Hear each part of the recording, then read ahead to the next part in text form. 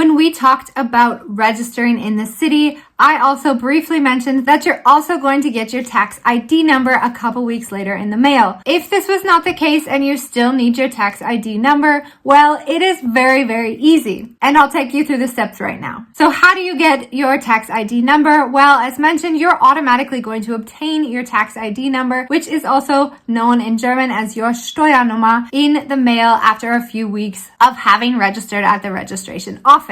If you can't wait that long, or for some reason you did not receive it, you can also visit the local Finanzamt or tax office about 5 days after you register. Should be enough. Make sure you bring your passport with you. And you're going to need to figure out exactly which is the right tax office or Finanzamt for you, because if you live in a bigger city, there is going to be more than one tax office, but only one of those tax offices will have the accurate and correct information that you need when obtaining your tax ID number. So I'll go through that with you right now so that you can check it out. It's actually very, very easy. And once you know which tax office is yours, then that's all you need to know. Okay, so here we are. I have just punched in Finanzamt 24.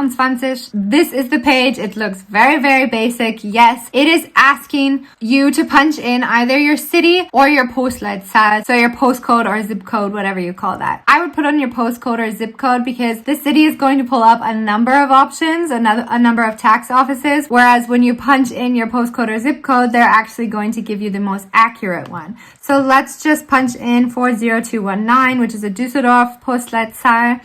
And when you click search, this is what pops up.